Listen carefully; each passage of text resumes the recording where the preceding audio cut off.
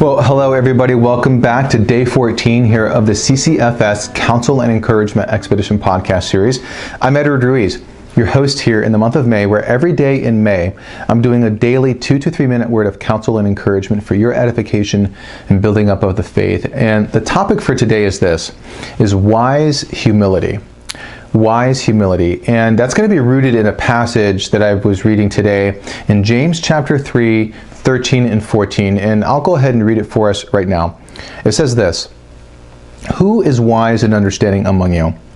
Let him show it by his good life, by deeds done in humility that comes from wisdom. But if you harbor bitter envy and selfish ambition in your hearts, do not boast about it or deny the truth." And then James goes on to basically compare heavenly wisdom versus selfish or earthly or fleshly wisdom.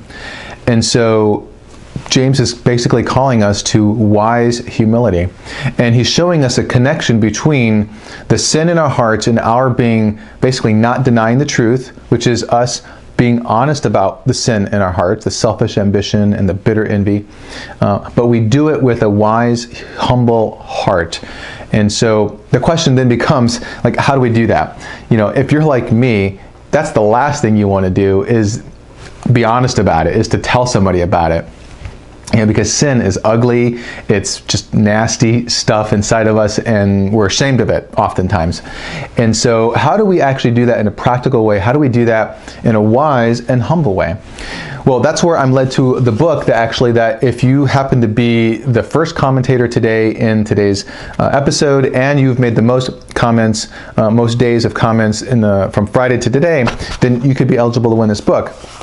And so this is the book, Caring for One Another by Ed Welch, which is broken up into 8 practical ways that we can build meaningful relationships. And the first lesson that he gives us here is humility, and he's pointing humility and prayer and kind of making a connection between humility and prayer. And I'll quickly read it for us, and hopefully that helps connect some dots for us today.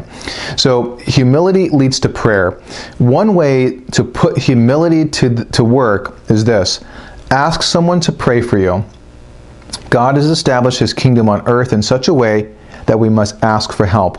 We ask the Lord for help, and we ask other people. Until we see him face to face, God works through his Spirit and his people.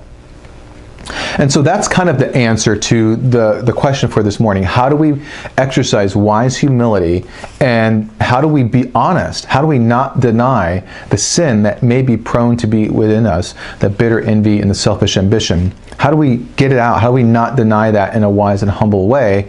Well, we basically ask other people for help. We ask people to help in prayer. We ask them to pray for us. We go to them and we admit in humility, and we say, "Will you please pray for me?"